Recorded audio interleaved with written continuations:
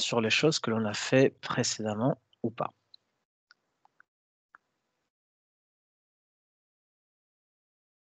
Moi, j'ai une question par rapport au dernier cours. Ouais.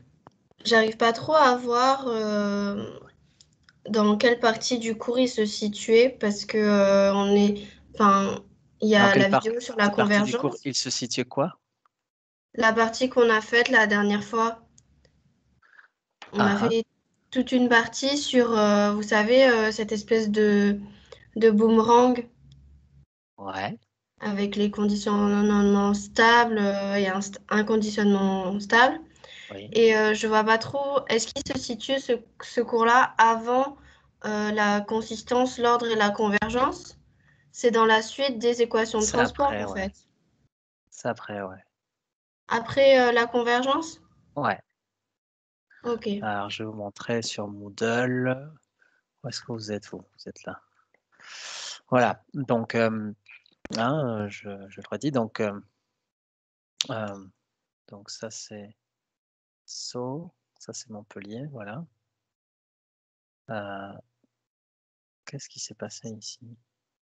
Il faut vous appuyer sur le rond à côté de méthode numérique 2020-2021 Montpellier. Le rond noir. D'accord. Et où est-ce que sont passés mes chapitres là?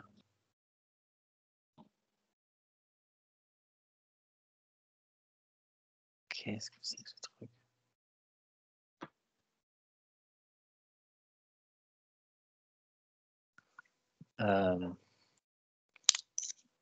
Ok. Ça va être François Stéphane qui rajoutait des choses. Ok. Il y a quoi ici? Ça, c'est pour son TP. C'est juste au-dessus votre cours. Chapitre 3, équation dérivée partielle.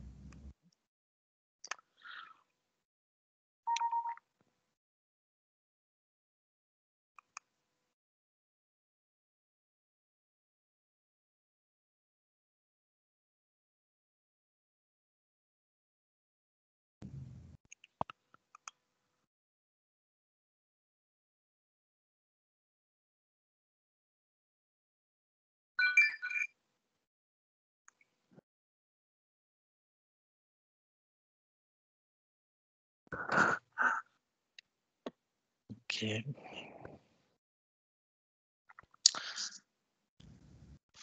Ça, c'est du 2D spatial. Ouais, bah écoutez, ils sont pas mal les fiches de François Stéphane, elles sont pas mal. Là, il y a le boomerang, par exemple. Tu vois. Alors, lui, il dessine avec un triangle. Moi, je préfère la forme d'un boomerang. C'est la même chose, quoi. Ouais, non, elles sont pas mal, ces fiches. Bah écoutez, bon, il faut savoir les fiches de François Stéphane, hein, c'est aussi simple que ça. Il y a tout, hein. Il y a tout là-dessus, donc si vous faites chapitre 1, chapitre 2, chapitre 3, et ensuite les fiches de François Stéphane, c'est parfait. Donc, pour revenir à ta question, consistance, ordre et convergence, tu vois, c'est le 2 ici. Oui. Okay. Et ensuite, nous, la dernière fois, on a parlé un petit peu de 3, 4, 5. En fait, 3, 4, 5, finalement, elles sont dans une vidéo qui est celle qu'on a faite la dernière fois. Hein. Donc, si vous ne vous souvenez pas, vous allez sur YouTube. Et donc, par exemple, mes vidéos. Alors, mes vidéos, vous, c'est qui? Vous, c'est ça, là. Comment je fais déjà pour get shareable link? Est-ce que c'est bien ça? Ça, ok. Donc, ça, c'était le cours de la dernière fois. Je vois effectivement que je ne l'avais pas collé ici, donc je vais le coller. Donc, tac. Du cours. D'accord, parce que la partie 2.1, il me semble pas qu'on l'ait fait en cours ensemble. On ne l'a pas fait en cours ensemble, c'est parce que c'est trop théorique, vous n'avez pas le niveau pour ça. Donc, si ça vous intéresse, regardez, sinon, c'est pas la peine. D'accord. Ok, ben merci en tout cas. Ouais. Donc, voilà. Est-ce qu'il y a d'autres questions? Oui, j'en ai une, moi. J'ai pas trop compris comment vous justifiez l'approximation du schéma aux différences finies avec de la dérivée seconde. Est-ce que vous pouvez nous le montrer avec un développement de Taylor ou je sais pas trop comment. Mais j'ai pas compris pourquoi on avait du moins UJ-1, 1, tout ça.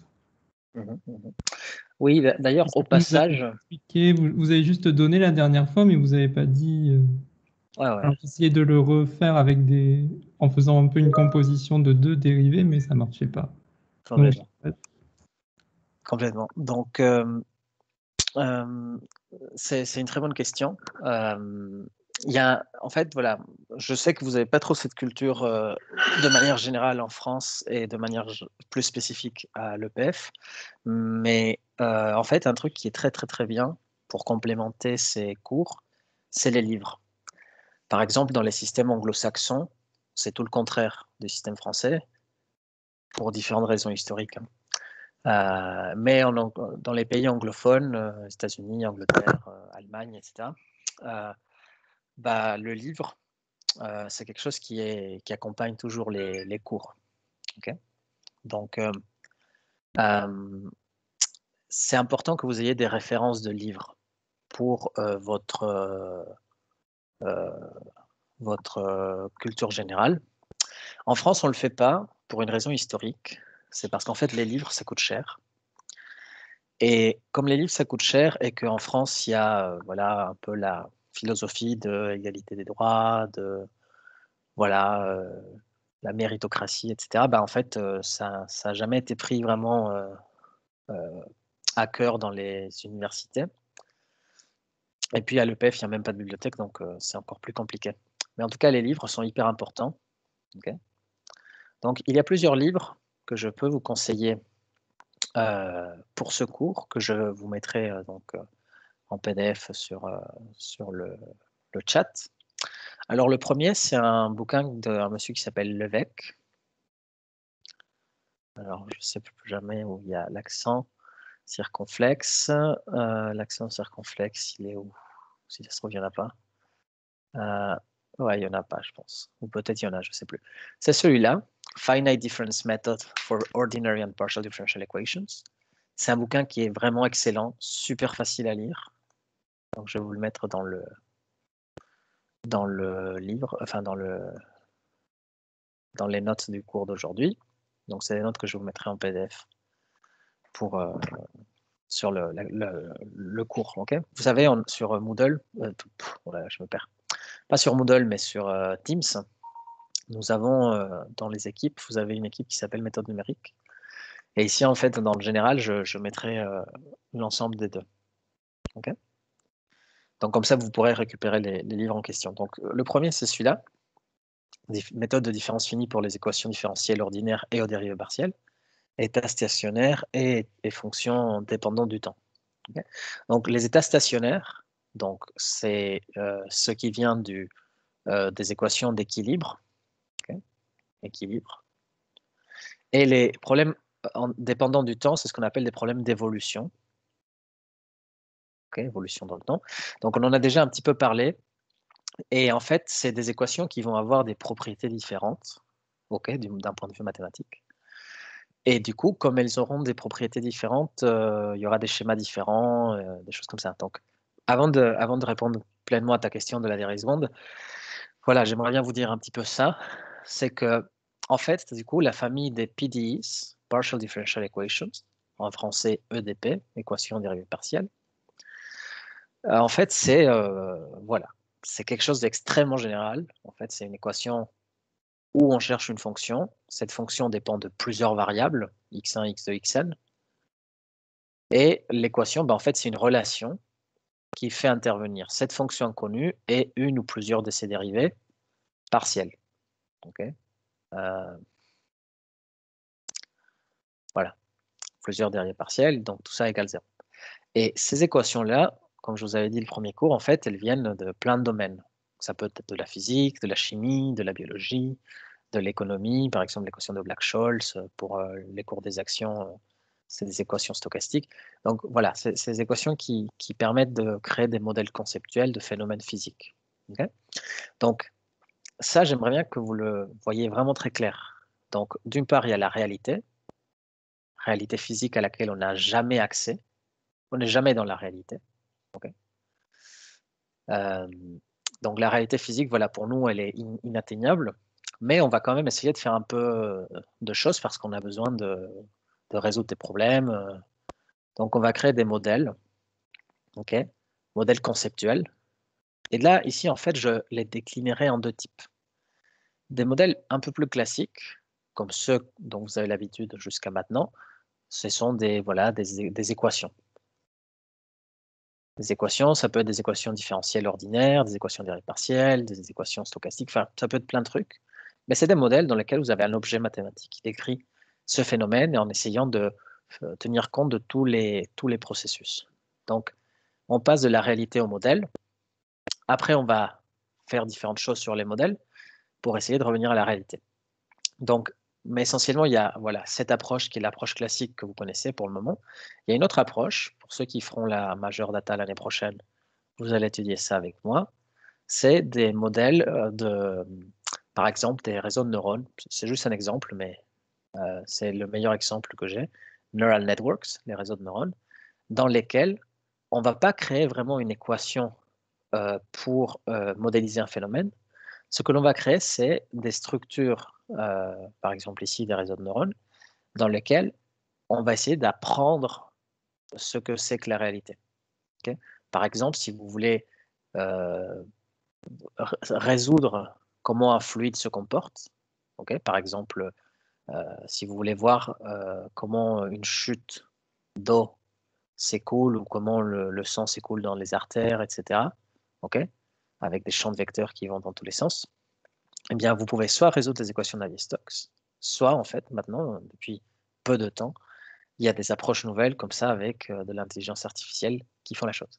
Donc, tous les deux, c'est des modèles, pas du même type, pas avec les mêmes contraintes, pas avec les mêmes applications, mais ce sont des modèles conceptuels, okay, des choses qui vont idéaliser la réalité et qui vont essayer de s'y coller le mieux possible. Une fois que vous avez créé un modèle, vous passez à une autre phase qui est la phase d'analyse. Cette phase d'analyse va consister à dire, OK, à partir de ce modèle, qu'est-ce que je peux dire? Quelles sont les propriétés mathématiques de ce que je viens de construire? Et là, vous allez avoir un premier retour à la réalité.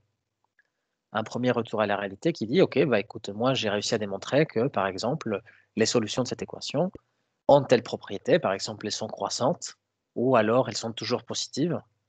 Et là, on peut dire, bah tiens, dans la réalité, ça ne se comporte pas comme ça. Ou peut-être que si. Okay, et on va dire, bah écoute, ça se comporte comme ça, mais pas dans tous les cas. Et donc, faire un feedback du modèle en disant, bah voilà, cette construction, peut-être qu'elle est trop grossière, peut-être qu'il manque un peu de considérer les frottements ou rajouter plus de choses pour que ça soit plus réaliste, parce que dans l'état, ça ne l'est pas. Donc, ça, c'est une partie importante. Ensuite, de manière, disons, un peu parallèle, ici, je mettrai la simulation numérique. C'est le cours que l'on fait dans ce semestre, la simulation numérique. Et la simulation numérique, c'est, bah voilà, je vais résoudre de manière approchée mon problème pour voir ce qui se passe. Et donc là aussi, on va avoir un retour ici parce que, en fait, la manière dont on va approcher ce modèle va pouvoir être bonne ou mauvaise. C'est ce qu'on va voir aujourd'hui. Okay, on va voir des petits exemples de, selon le schéma que l'on prend, ça peut mal se passer. Donc, il y a un premier point qui est, je fais une approximation ici quand je modélise le phénomène physique. Okay, je fais des idéalisations, je néglige certains termes. Et à partir de ce que j'obtiens ici, de l'équation que j'obtiens ici, bah, je vais l'analyser. Voilà, par exemple, la deuxième loi de Newton, c'est une équadif. J'analyse la chute libre. Dans certains cas, je peux négliger les frottements, dans certains cas, non. Ces propriétés vont avoir des liens avec la réalité, oui ou non, c'est bien en accord. Et ensuite, à partir de ce modèle mathématique, peut-être que je veux le simuler, okay, sur un ordinateur. Si c'est la chute libre, bon, bah, ce n'est pas un phénomène trop complexe, mais si c'est par exemple une valve cardiaque artificielle ou alors le transport des polluants suite à une explosion radioactive, des choses comme ça, bah, les équations sont plus méchantes. Et donc là, ici, j'ai besoin de simuler les choses qui peuvent se passer, par exemple, sur une échelle de temps très longue. Si on veut voir comment ça va évoluer la radioactivité sur les 1000 prochaines années, bah, ça serait bien de pouvoir en fait accélérer le temps. Et pour accélérer le temps, rien de mieux qu'une simulation numérique ici. Bien sûr, dans la réalité, bah, ça peut dépendre de plein de choses. Okay, mais bon, cette simulation, c'est une deuxième approximation. Donc, on va mettre en vert les endroits où on approxime. Là, ici, on a approximé. Donc, on commet une première erreur. Là, ici, on a approximé, okay, puisque on va approcher l'équation par un schéma numérique différent, et chaque schéma aura des propriétés. Donc, analyse, simulation, contrôle. Okay, analyse, simulation, contrôle. C'est ce qu'on faisait un peu le semestre précédent dans Commande des systèmes. Commander les systèmes, les contrôler, c'est leur faire quelque chose dont on a envie. Okay, donc, par exemple, un robot dans l'industrie biomédicale, par exemple, il y a des robots qui travaillent avec des produits toxiques ou des produits sensibles comme des virus de type P4, etc. Et donc, du coup, on utilise des robots pour justement éviter l'erreur humaine. Okay, c'est des robots qui sont extrêmement sensibles, extrêmement précis, et donc, du coup, on les utilise énormément dans l'industrie, et il faut contrôler les moteurs, etc. Okay, donc, c'est la partie contrôle, qui va souvent, du coup, associer à la partie simulation numérique, puisque quand on veut contrôler, disons, dans la vraie vie, un objet, en fait, on le fait à travers un ordinateur. Donc, il y a le code qui est là. Et ici, il y a aussi une petite partie d'erreur, puisque les modèles qu'on a analysés, en général, ils sont continus. Mais vous savez que sur un ordinateur, rien n'est continu, tout est discret. C'est-à-dire que l'on va échantillonner notre signal pour le contrôler. Donc là, c'est des choses qui rentrent en compte aussi. Et après, il y a une autre partie qui est aussi un petit peu parallèle, en fait. On peut faire l'une puis l'autre, ou il y a des gens qui s'arrêtent à l'une puis qui font pas l'autre, enfin, ça dépend. L'optimisation. Donc, l'optimisation, c'est les mathématiques du mieux faire. Comment je fais ce que j'ai envie de faire, mais de la meilleure manière possible. Donc, vous pouvez, par exemple, vouloir optimiser à partir du modèle. Donc, ça voudrait dire quoi, par exemple? Si vous avez un modèle mathématique qui vous dit comment l'air s'écoule à travers une aile d'avion.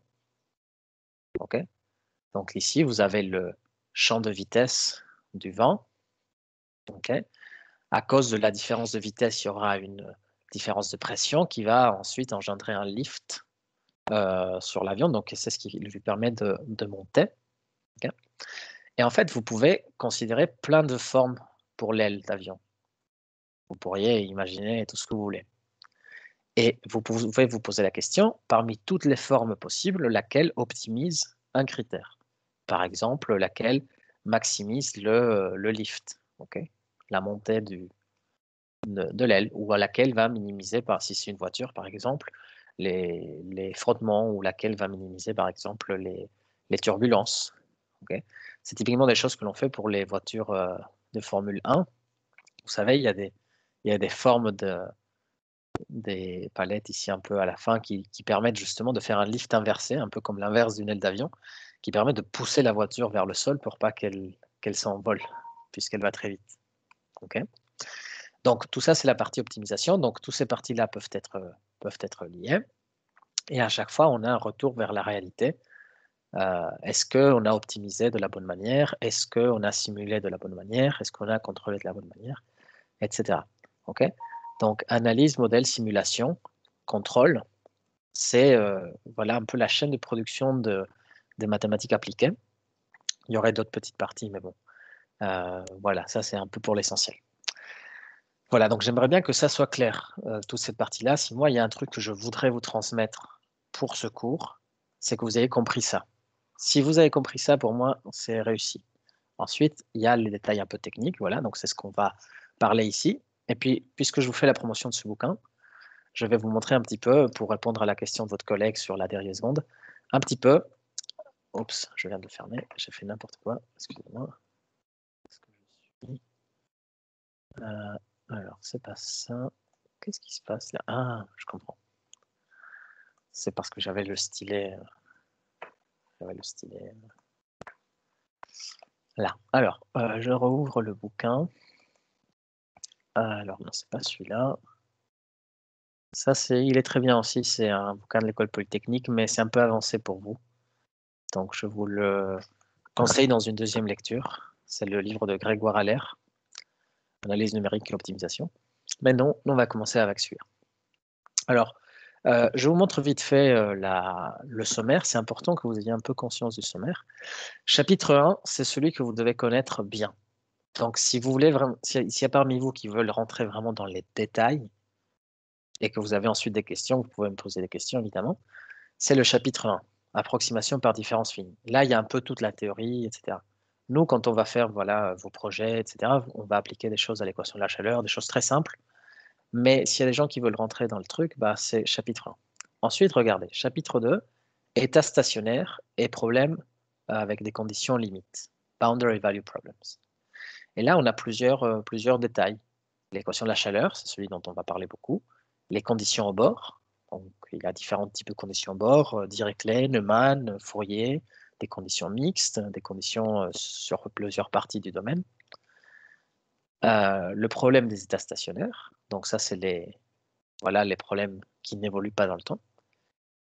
Une méthode simple de différence finie, l'erreur de troncature, l'erreur globale, la stabilité. Ça, je vous en avais parlé un petit peu la dernière fois avec la condition de CFL.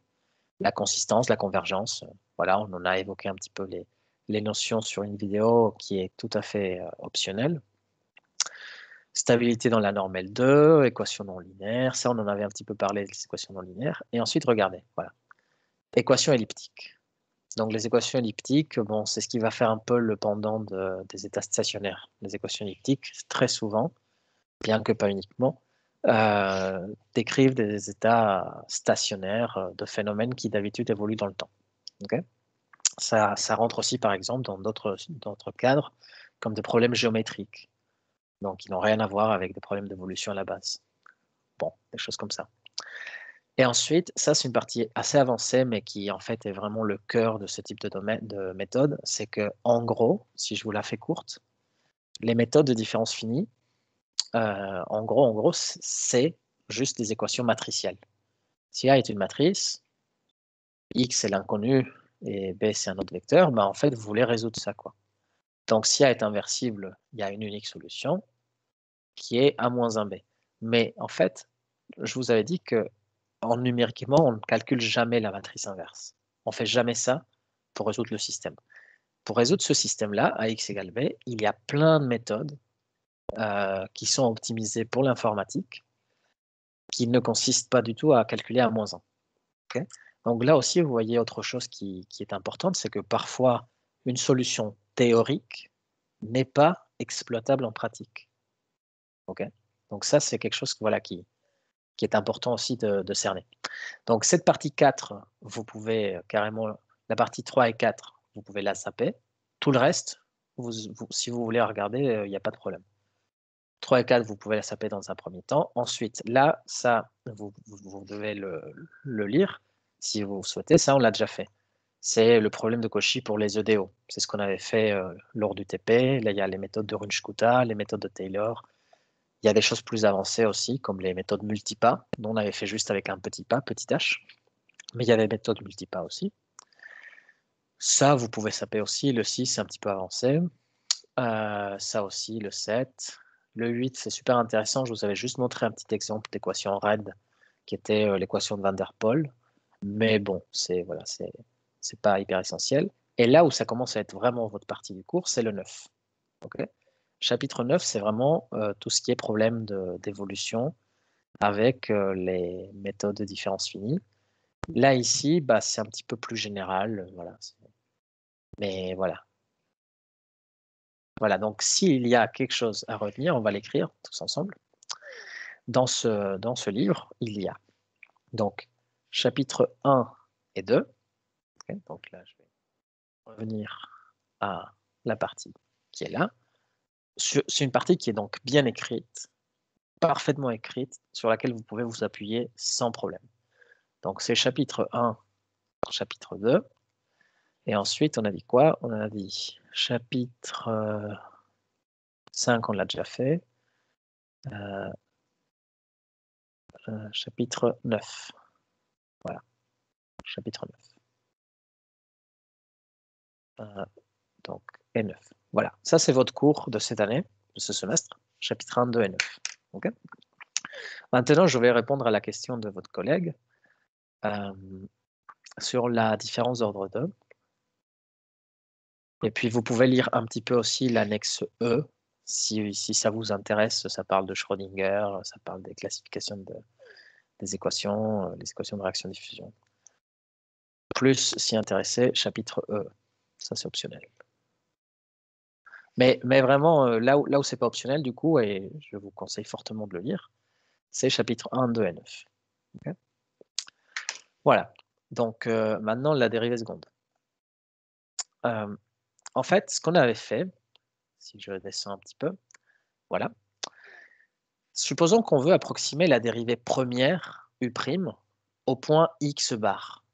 Okay, donc, j'ai une fonction et je veux approximer la valeur de la dérivée en ce point, x bar, par une approximation aux différences finies qui se base uniquement sur les valeurs de U en un nombre fini de points proches de x bar. Un choix évident serait celui-ci.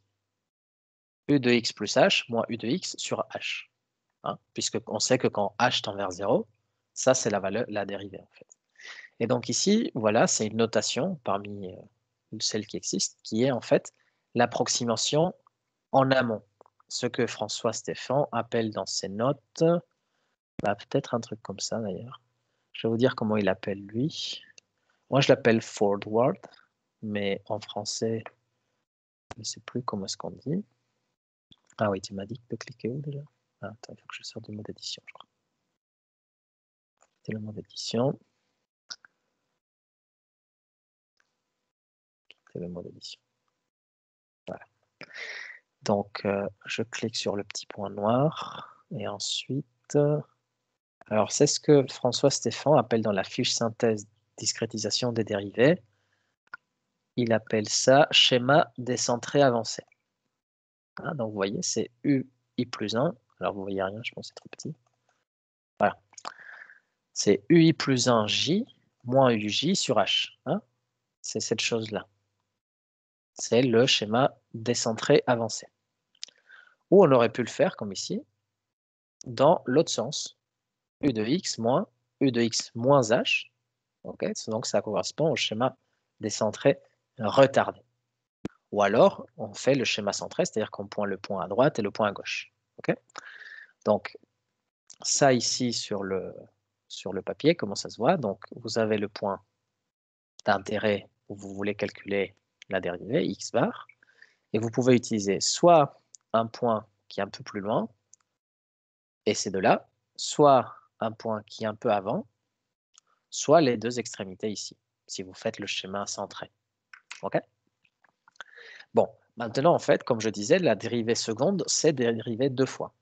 Donc là, ici, vous avez un petit schéma intéressant de, voilà, en fait, la dérivée, la vraie, c'est la slope U prime ici, cette qui est un peu noire ici. Je vais la copier. Truc.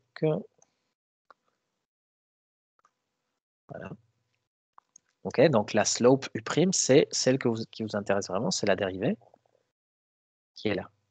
Et en fait, ce qu'on dit dans ce cours, c'est que je peux approximer cette pente, cette dérivée, soit par un schéma avancé, okay, en amont, comme ça, celui-là, tac, qui prend le x bar et le x bar plus h, soit celui d'avant, donc retardé, soit centré, qui prend ici. Donc vous voyez que clairement, le schéma centré ici, dans ce cas précis, on dirait qu'il donne une meilleure approximation.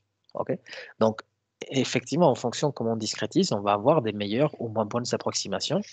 Et tout ça, ça se quantifie. Comment je sais que quelque chose est une meilleure ou une moins bonne approximation? En fait, je calcule l'erreur. Et en fait, on peut faire des estimations avec le développement série Taylor, dire que voilà, cette approximation par différence finie va être précise à tel ordre. Okay. Donc là, vous avez des petits exemples, okay, si vous voulez. Là, il y a les tables d'erreur, justement, en fonction du pas. Donc ça, il faut que j'apprenne à vous le faire lire. C'est au début un petit peu confus.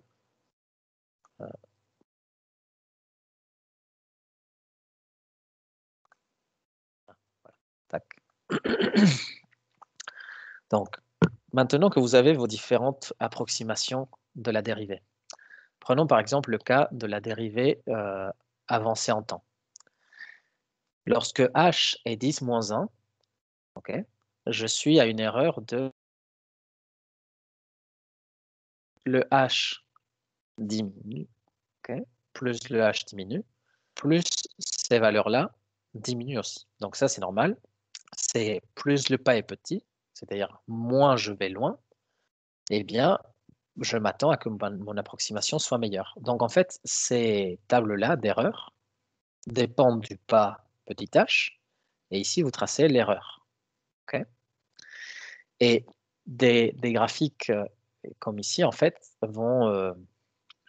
en fait, si vous prenez plutôt que h, en fait, vous prenez ln de h, le logarithme de h, vous allez voir des droites. Hein, parce que par exemple, dans le cas où c'est d'ordre 1, par exemple ici, hein, enfin plutôt d'ordre 2, voilà, ça va être mieux si je prends l'ordre 2. Enfin, vous savez, le logarithme a cette propriété. ln de x puissance alpha, c'est alpha ln de x.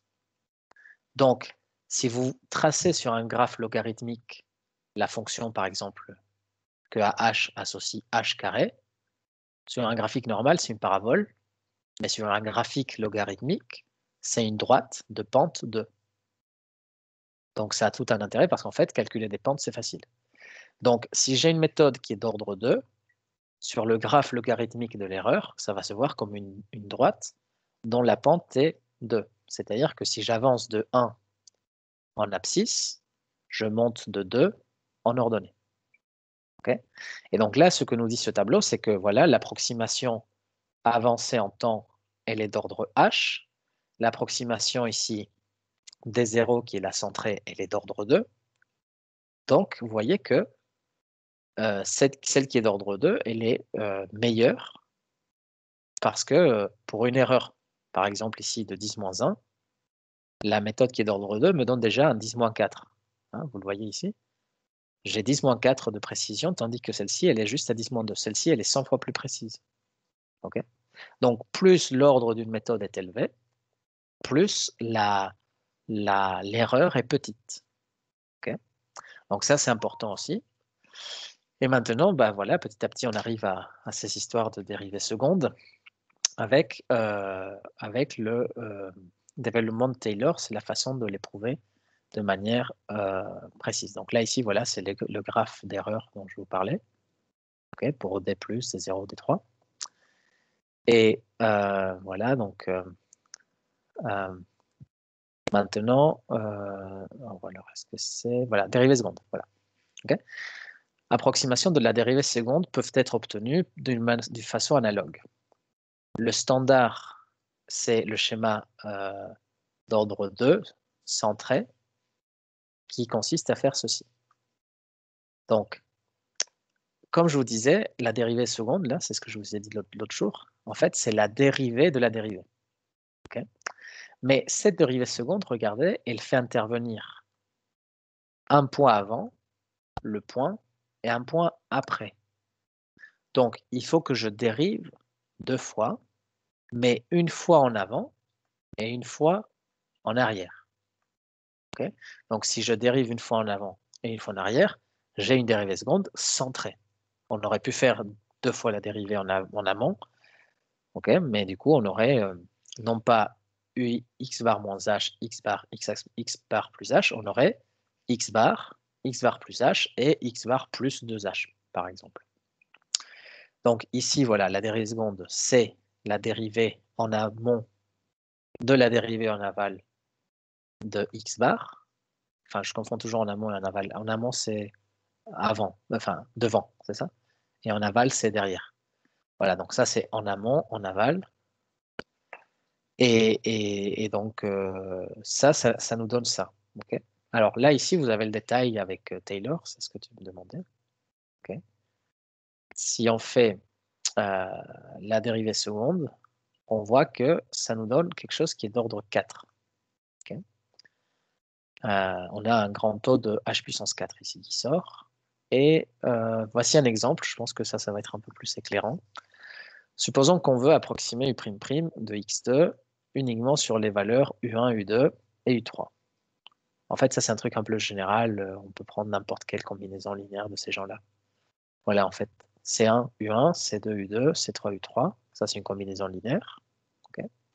Et quelle est la combinaison linéaire qui va rendre cette dérivée une bonne approximation? Donc c'est des valeurs qui sont là. Bon, c'est juste un petit peu de détails calculatoires dans cet exemple-là. Mais l'idée ici, c'est la même. Hein, la même qu'on a appliquée ici dans le cas simple, elle est appliquée ici pour n'importe quel triplet de points. Okay. Donc ça, c'est important quand on veut faire des approximations dans des points qui ne sont pas forcément consécutifs de même taille. Mais ça, c'est un peu plus avancé, c'est les schémas multipas. Okay. Donc vous vous dites, OK, je voudrais approcher ma dérivée en ce point, c'est mon point x bar, en utilisant des points qui sont un peu n'importe où. Par exemple, lui et lui. Vous voyez, ils ne sont pas à la même distance. Donc, en fait, en fonction de où ils sont, je vais devoir pondérer l'information que me donne l'un et l'information que me donne l'autre. Ça ne sera pas pareil. Et quelle est la pondération qui rend l'approximation optimale? Bon, bah, c'est l'exercice, enfin, c'est l'exemple 1.4 qui est là. Okay. Vous voyez, il n'y a pas petit h1 et petit h2. Donc, petit h1, ça va être par exemple cette distance. Et petit h2, ça va être celle-ci. Et donc, il y a une question par là de barycentre, si ça vous dit quelque chose. Voilà, c'est un barycentre. Okay. Une moyenne pondérée. Alors, est-ce qu'il y a des questions là-dessus? C'est bon pour ta question? Oui, oui, c'est bon, merci. Ça marche. Est-ce qu'il y a d'autres questions? Non?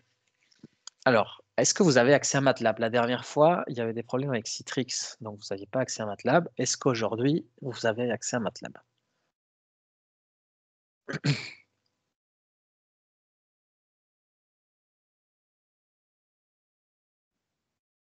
Moi, pour ma part, je l'ai craqué sur mon PC, donc en gros, j'ai accès tout le temps, mais les autres, je sais pas. Sinon, vous pouvez installer Octave. Okay. Je vous en avais déjà un peu parlé. Donc, Octave, c'est un logiciel libre qui en fait, c'est exactement du MATLAB. Donc, le code MATLAB va runner ici et pareil. Il n'y a que des cas qui ne nous concernent pas nous, où ça ne marcherait pas. C'est pour des packages spécifiques, mais sinon, tout ce qu'on va faire, vous pouvez le faire sur Octave. OK. Donc, aujourd'hui, ce que je voudrais qu'on fasse, donc la dernière fois, on avait fait l'équation de la chaleur. Aujourd'hui, je voudrais qu'on résolve ensemble l'équation de la chaleur. OK. Alors, ça, OK. Donc, on va se positionner dans un cadre simple. Okay. Ah, attendez, il faut que je vérifie un truc. Parce qu'en fait, j'ai une réunion quelques minutes avant la fin du cours, à 11 h, c'est-à-dire dans 20 minutes. Hey Siri, set a timer for 20 minutes. Okay, 20 minutes and counting. OK, donc ce qu'on va faire, c'est, je vais vous expliquer rapidement comment on va faire. Je vais vous envoyer le code de la correction, comme ça vous pourrez le décortiquer vous-même. Et voilà. Okay. Alors, je vais commencer d'ailleurs par vous montrer le code que j'ai fait. Alors, il faut juste que je le trouve parce que c'est quelque part sur mon ordi. Alors, donc, je vais chercher un fichier .m. Voilà, et donc là, contenant une pièce jointe. Et date, il y a plus d'un an. Voilà, et alors sinon, je vais chercher.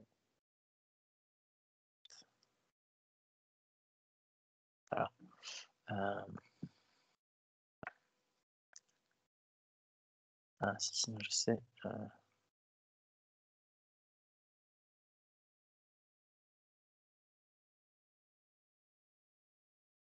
Tac, quand on a une pièce jointe.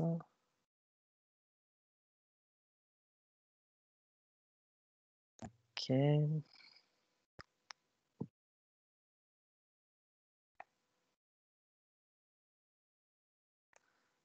Alors, c'est pas ça. Attendez, donne-moi une petite minute. Je pense que c'est ça. Voilà, donc je vais les enregistrer là et là. Alors, on va essayer de voir si c'est bon. Si c'est bon, ça serait où? Ça serait dans... Où est-ce que je les ai enregistrés? Dans téléchargement. Alors, du coup, delete. Ouais, c'est là. Alors, je vais essayer de copier ça là. Voilà. Alors, est-ce que c'est ça? Donc, c'est pas ça. Ça doit être ça. Ouais, ça a l'air d'être ça. Ouais, alors, on va voir si c'est ça. Ouais, c'est pas mal, c'est ça. Alors,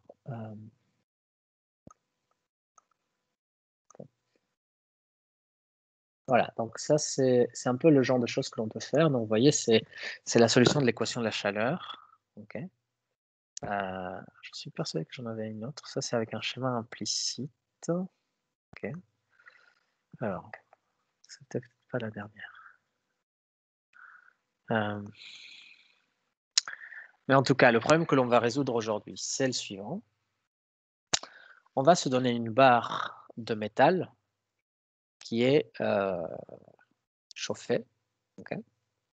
D'une certaine manière, alors moi j'aime bien dire, voilà, je mets une flamme, je mets du feu ici en bas, okay, qui va chauffer cette barre de métal. Donc initialement, elle est à température nulle.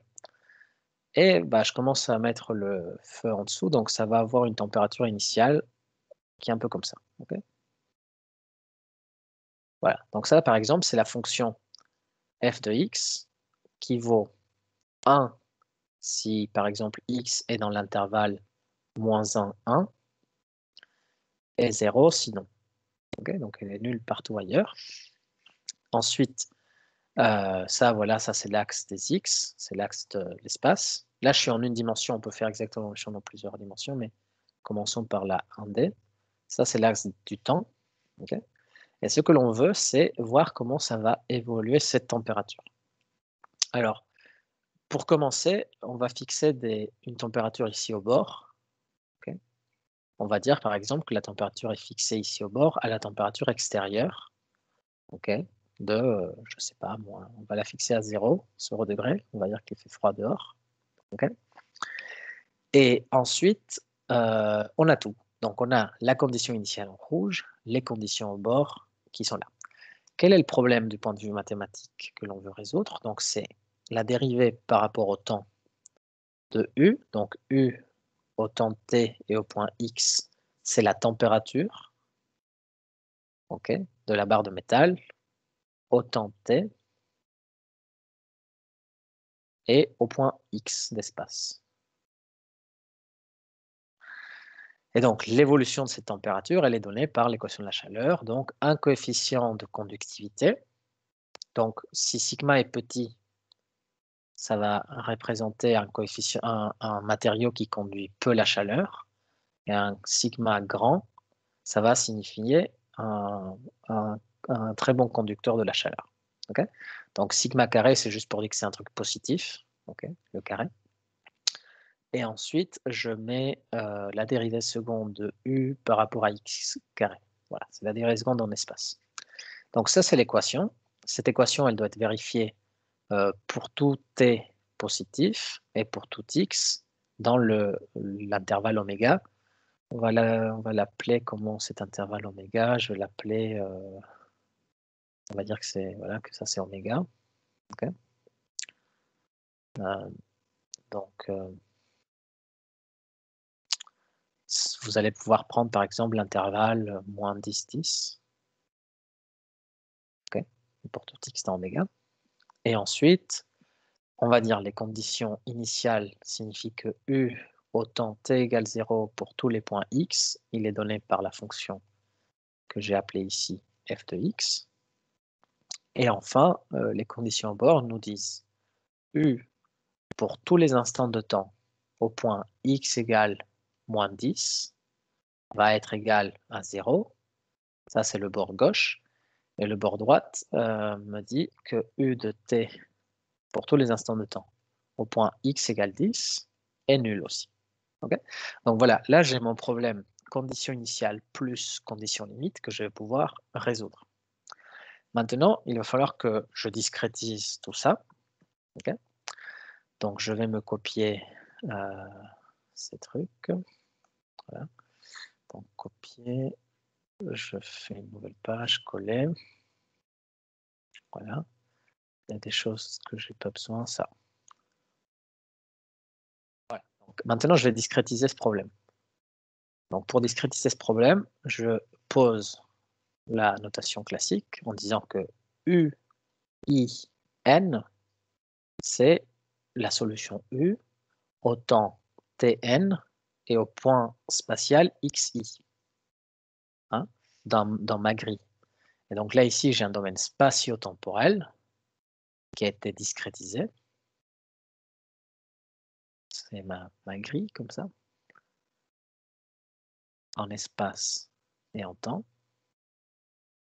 Et donc, du coup, par exemple, le point qui est là, si ça, c'est en x, xi, et ça, c'est en temps tn, okay, bien, le point vert qui est là, c'est lui. Et donc, le schéma de différence finie ici va devenir la chose suivante. Je vais le mettre en blanc. C'est ui n plus 1 moins ui n divisé par delta t.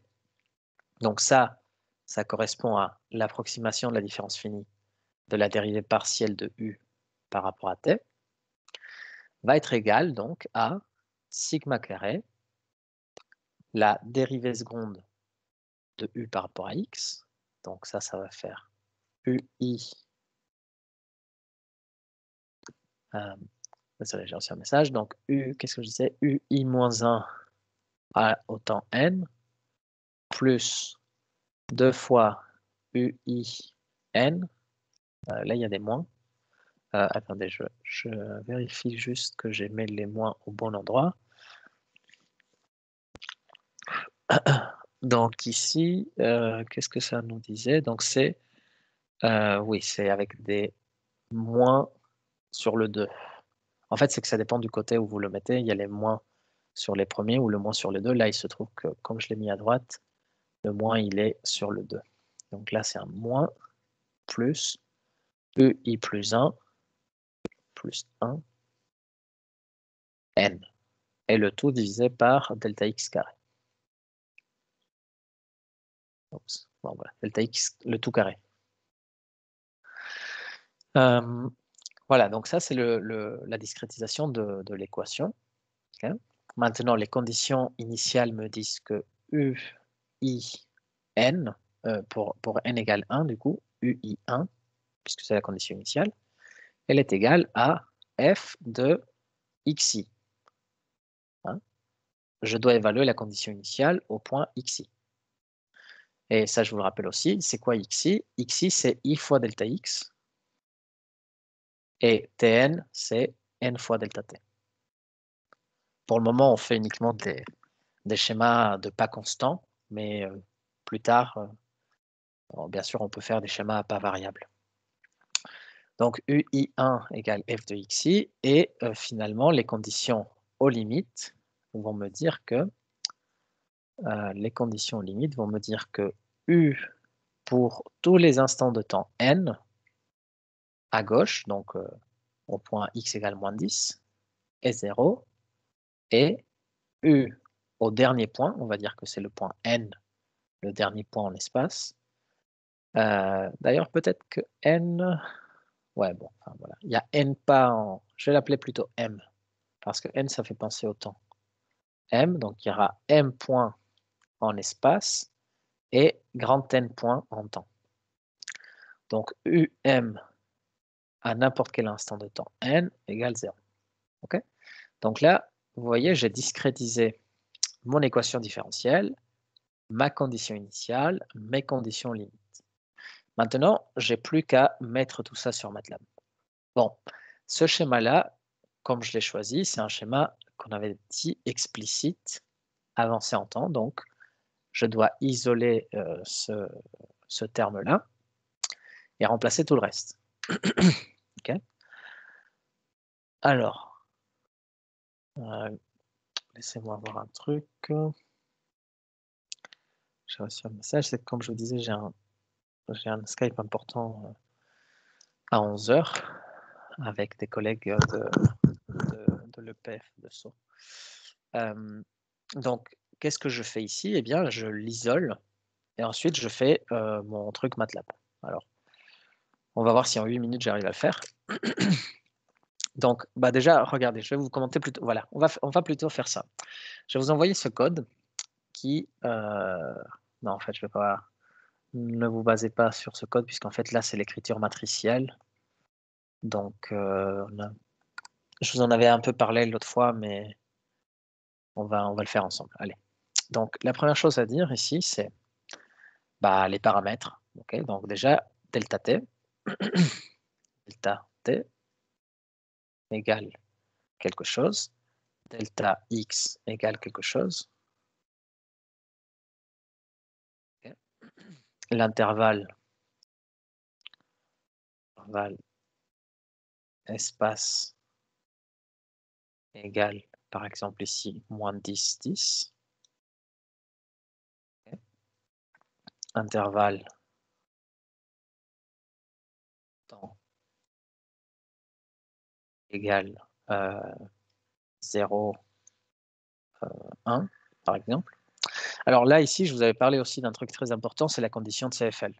Pour que ce schéma vous donne le bon truc, c'est-à-dire pour pas que ça plante, il faut respecter une condition hyper importante et pas mal contraignante sur le pas de temps et le pas d'espace. Delta t sur delta x carré doit être plus petit que 1,5 pour que ça converge. Alors, si vous voulez savoir des détails qui ne sont pas forcément au programme, mais que vous avez la référence, vous allez dans la partie sur la stabilité. Okay. C'est la page 18. Okay. C'est la page 18 et 29. Donc, on va aller à la page 18. Ça, c'est laquelle? La 4. Voilà. Page 49.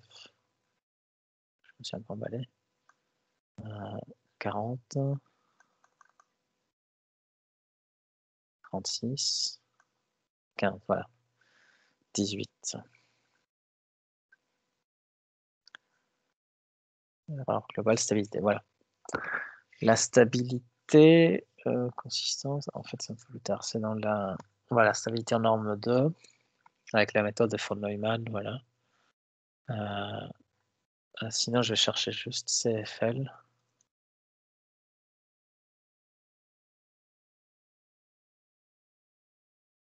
J'espère que ça cherche bien. Voilà. Ça s'appelle la condition de CFL.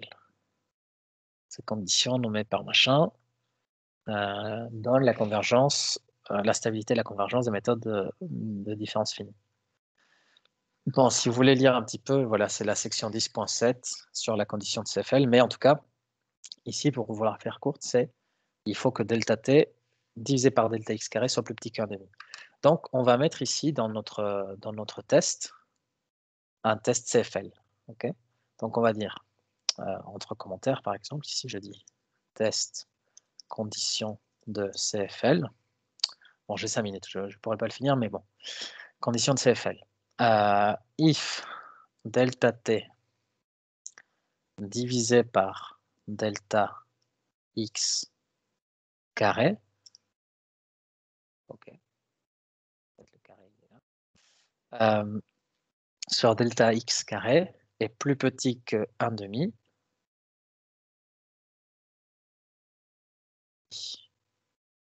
que 1,5, then print, ok,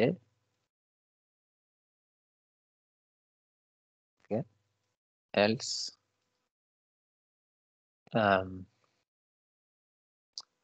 print, CFL, non, OK. OK, donc ça, il faudra que vous le rajoutiez un petit peu dans votre code. Alors là, ici, il faut rajouter le end, if, ça, alors j'ai l'impression que j'ai mal écrit la syntaxe. On regarde vite fait, if. Il n'y a pas Ah. le zen, je crois. Il n'y a pas le then, hein. Juste aller à la ligne, non? Fait. Voilà. Oui, effectivement, il n'y a pas de then. Voilà. Else, ça. Voilà, end. Donc là, il faut vérifier que la condition de CFL est respectée. L'intervalle d'espace, l'intervalle de temps. Ensuite, il faut construire la matrice. Donc U, donc là, ici, c'est matrice de solution, matrice contenant les valeurs de U de X, de Tn, Xi. Okay. Donc, c'est une matrice qui va avoir une certaine dimension. Donc là, ici, par exemple, vous dites zeros. Elle va avoir n lignes et m colonnes. Hein? Si je la fais telle que je l'ai faite ici, il y a n lignes, m colonnes.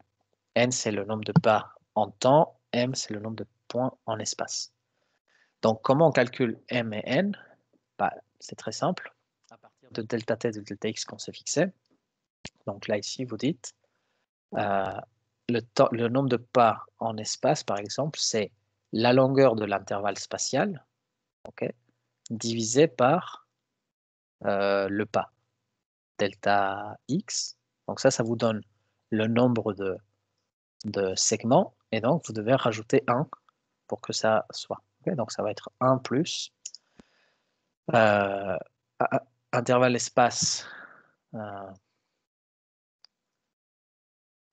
la deuxième composante, c'est-à-dire la fin, moins intervalle espace, la première composante, c'est-à-dire je calcule la longueur de l'intervalle, et le tout divisé par delta x. Okay. On fait la même chose pour n, mais avec l'intervalle de temps. Okay. Donc là, il faut que je vous laisse parce que sinon, je vais arriver en retard au rendez-vous. Mais est-ce que c'est clair pour vous tous comment il faut faire un petit peu? Vous pouvez nous l'envoyer, le code? Oui, je vais vous l'envoyer. Ne vous inquiétez pas. Je vais l'envoyer à la fin de ma réunion, mais oui, je vais vous l'envoyer. OK? Voilà. Donc, je vous laisse. Passez une bonne journée et on se voit la semaine prochaine, je crois. Bon. Allez. Bon après-midi à tous. Merci, bonne journée. Au revoir. Merci, au revoir. Au revoir, monsieur. Au revoir, monsieur. Au revoir.